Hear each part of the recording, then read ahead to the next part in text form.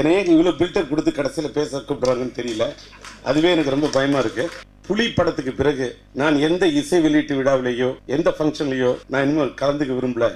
இன்னைக்கு ஒரு beep song பிரச்சனையா, சிம்புவோட பிரச்சனையா, ஒரு ஃபாதரா எல்லாத்தையும் கை கொடுக்கறதுக்கு யாரும் துணைக்கு வரலன்னா கூட, ஆனா அப்படிலாம் நான் ஃபைட் பண்ணி தான் இன்னைக்கு இவ்வளவு கஷ்டப்பட்டு இருக்கேன். உடனே இது ஏதோ டி ராஜேந்தர் அடுக்கு மொழியில இது எதிர்க்க மொழியில சொல்றான்னு எழுதிறாங்க. வள்ளுவர் சொன்னது. தமிழ்நாட்டில் நன்றி மறந்தவர்கள் ரொம்ப ஜாஸ்தி ஆயிட்டாங்க. பேர் திருவள்ளுவருங்க. அவரு தாடி வச்சிருப்பாரு, ஆனா அவரோட தாடி வெந்தாடி. என்ன மாதிரி நீங்கள்லாம் இருந்துராதீங்க அப்படிங்கிறதுக்கு தமிழ் சினிமாவில் ஒரு உதாரணமா வச்சுங்க. இதை நம்பிய காரணத்தால் தான் நான் வாழ்க்கையில் ஆகவில்லை மொக்கை. இதை வைத்துத்தான் என்னுடைய வாழ்க்கை. இப்படிலாம் பேசுறதுனால என் கையில கொடுத்துருக்காங்க இந்த மைக்கை. இந்த இனிய நண்பர் எழுத்துத்துறையிலிருந்து தொடங்கி ஒரு பொதுஜன தொடர்பாளராக பிஆர்ஓவாக மாறி ஒரு திரைப்படத்தின் தயாரிப்பாளராக உருவெடுத்து இன்றைக்கு புலி என்ற இளைய தளபதி விஜய் அவர்களை வைத்து சிபு தமிழ்சோடு இயக்குனர் மாமேதை எஸ்சி அவர்களுடன் அவருடைய ஆசியுடன் இளைய தளபதியின் வாழ்த்துதலுடன் புலி என்ற தமிழ் பற்றுடன் தமிழ் பற்றாளனாக தமிழ் இன உணர்வோடு வேறு தலைப்பை வைக்காமல் புலி என்று தைரியமாக தன்னம்பிக்கையோடு தமிழ் உணர்வோடு தன்மான உணர்வோடு அந்த படத்தின் தலைப்பை வைத்து எனக்கு மலைப்பை ஏற்படுத்திய என் இனிய நண்பர் பி.டி. செல்வகுமார் அவர்களுடைய இந்த போக்கிரி ராஜா திரைப்படத்தின் சிங்கிள் ட்ராக் வெளியீட்டு விழாவுக்கு வந்திருக்கக்கூடிய அனைவருக்கும் என்னுடைய மாலை நேர வணக்கத்தை தெரிவித்துக் கொள்கின்றேன். இந்த நிகழ்ச்சிக்கு சிறப்பு விருந்தினர் என்ற தகுதி திரு எஸ்சி அவர்களுக்கு மட்டும்தான் சாரும். காரணம், ஒருவரை யார் உருவாக்குகிறார்களோ, யார் அவரை ஆளாக்குகிறார்களோ, பெற்றெடுத்த தாய் தந்தையை போல வாழ்க்கையிலே திரையுலகத்திலே ஒரு காட்ஃபாதராக இருந்து இன்றைக்கு செல்லகுமாரை உருவாக்கிய பெருமை எஸ்சிக்கு சேரும். அவருடைய மகன் இளைய தளபதி விஜய்க்கு சேரும். அவர்தான் இந்த நிகழ்ச்சிக்கு சரியான சிறப்பு விருந்தினராக இருக்க முடியும். நான் மேடையில் இருக்கிற ஒவ்வொருத்தரும் எல்லாரும் ரொம்ப நேரம் பேசிட்டாங்க. நான் இந்த ஃபங்க்ஷனில் பேசுறதுக்கு என்கிட்ட எதுவுமே இல்லைங்கக்கூடிய அளவுக்கு எல்லாரும் பேசின பிறகு என்கிட்ட நான் ஒன்றும் அதிகம் பேச போகிறதில்லை. என்னையே இவ்வளோ பில்டர் கொடுத்து கடைசியில் பேச கூப்பிட்றாங்கன்னு தெரியல. அதுவே எனக்கு ரொம்ப பயமாக இருக்குது. ஏன்னா நான் செல்லகுமார்ட்ட சொல்லிட்டு தான் வந்தேன். நான் இந்த விழாவுக்கு புலி படத்துக்கு பிறகு நான் எந்த இசை வெளியீட்டு விழாவிலேயோ எந்த ஃபங்க்ஷன்லேயோ நான் இனிமேல் கலந்துக்க விரும்பல. நான் செல்லகுமார்ட்ட சொல்லிட்டேன், இந்த விழாவுக்கு வந்து நான் பேச மாட்டேன். ஏன்னா எனக்கு அதில் ஒரு ஆதங்கம் இருக்குது. என்ன ஆதங்கன்னா, நான் புலிங்கிறத பற்றி இங்கே ஒரு நண்பர் கூட இத்தனை புலி ரைமிங்காக டைமிங்காக பேசுவேன். நண்பர் நல்லா பேசினார். நல்ல காரணம். நான் புலியை பற்றி அதிகமாக பேசுனதுக்கு காரணம் எல்லாரும் தப்பாக புரிஞ்சுக்கிட்டு இருந்தா இன்னைக்கு விளக்கத்தை சொல்லிடுறேன். எனக்கு புலின்னா பிடிக்கும். ஏன் பிடிக்கும்னா, ஏன்னா ஈழத்தமிழர்களுடைய ஆதரவாளன். நான் இலங்கை தமிழர்களுடைய பிரச்சனைக்காக என்னுடைய மாநில சிறுசேமிப்பு துணைத் தலைவர் பதவி என்பது டெப்டி சேர்மன். தலைவர் சிஎம், அடுத்த துணை தலைவர் என்பது சிஎம்க்கு அடுத்த போஸ்ட். 32 மந்திரிகளுக்கு மேலாக 33வது மந்திரிக்கு நிகரான ஒரு பதவி. அது 6 மாசத்துல ஈழத்தமிழுடைய பிரச்சனைக்காக ஒரு ராஜினாமா செஞ்ச ஒரு புடைக்க தெரியாத ஒரு தமிழன். அந்த உணர்வு எனக்கு உண்டு. நான் ஒரு சிவபக்தன். புலித்தோலை உடுத்தியவன் சிவன் அல்லவா, நான் அவனுடைய பக்தன் அல்லவா. அந்த புலினா எனக்கு பிடிக்கும். ஏதோ அடுக்குன்னு டிஆரோட அடுக்கு மொழின்னா அது அவ்வளோ பெரிய பரபரப்பு எவ்வளோ ரீச் ஆகிருக்குங்கிறதுக்கு பிறகு அது ரீச்சான விஷயத்தை எடுத்து மற்றவங்க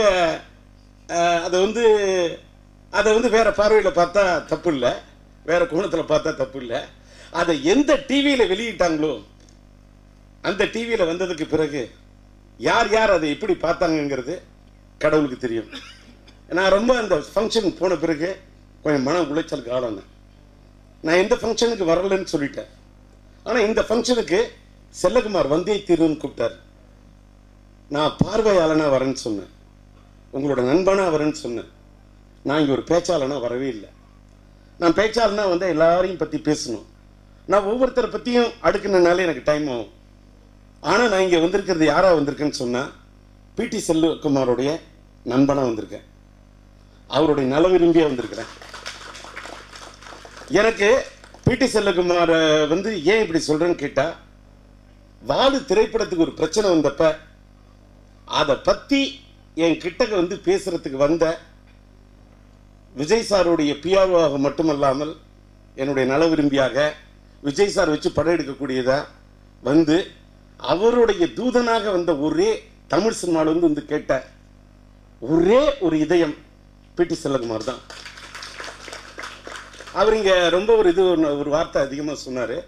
புலி படத்தோட ரிலீஸ் அன்னைக்கு ராத்திரி போய் நான் நிற்கிறேன்னா, உடுக்க இழந்தவன் கை போலே அங்கே இடுக்கன் களைவதாம் நட்பு. இது வள்ளுவன் சொன்ன வாக்கு.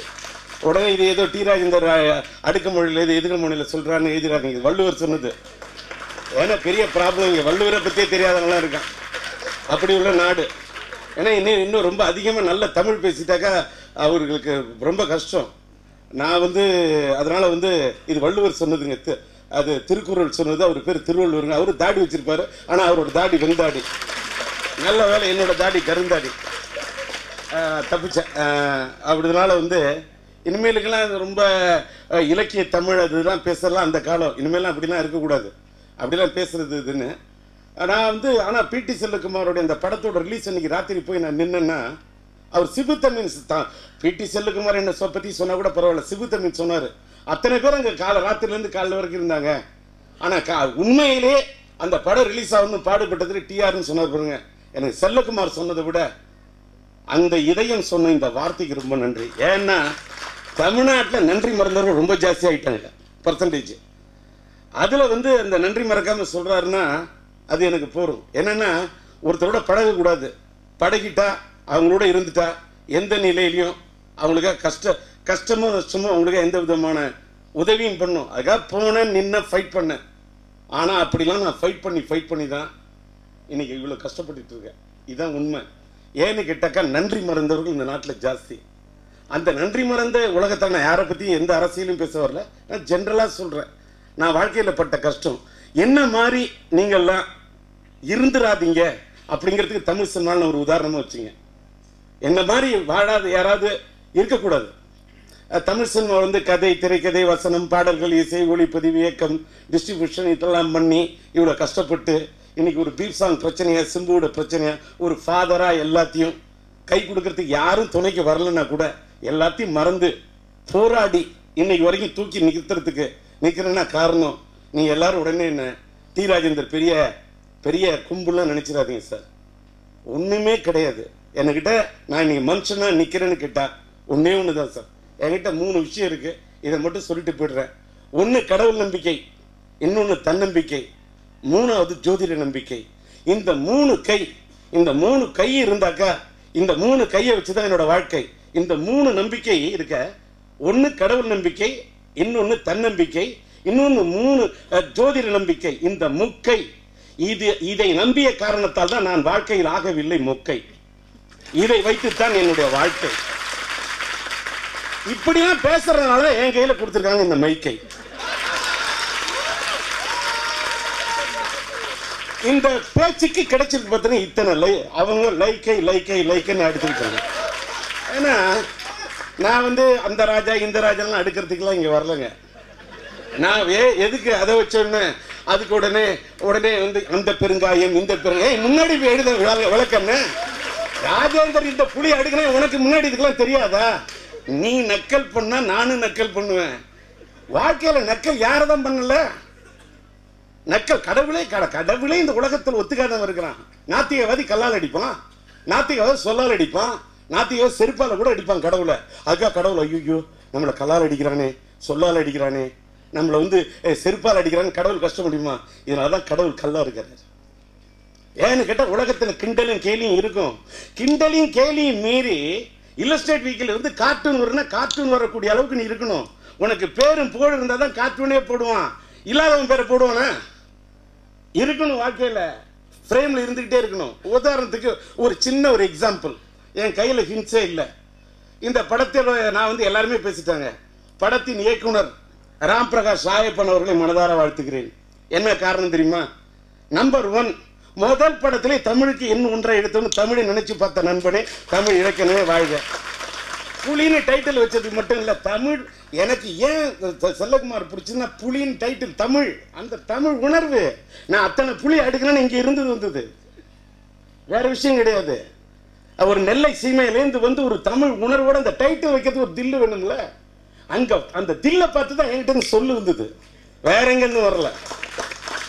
ஓகே, 42 வருஷம் சர்வீஸில் ஃபஸ்ட்டு டைம் இது மாதிரி ஒரு கேரக்டர் செய்கிறேன். நான் ரொம்ப திமிர் பிடிச்சவேன். அது எல்லாருக்கும் தெரியும், நீங்கள் சொல்லுவீங்க மனசுக்குள்ளே, அதெல்லாம் தெரியும்டா உன்னை பற்றின்னு. நான் தெலுங்காரன்னு நினச்சேன், கடைசியில் பார்த்தா தமிழ் ஆள்னு அப்புறம் தான் சொன்னாங்க.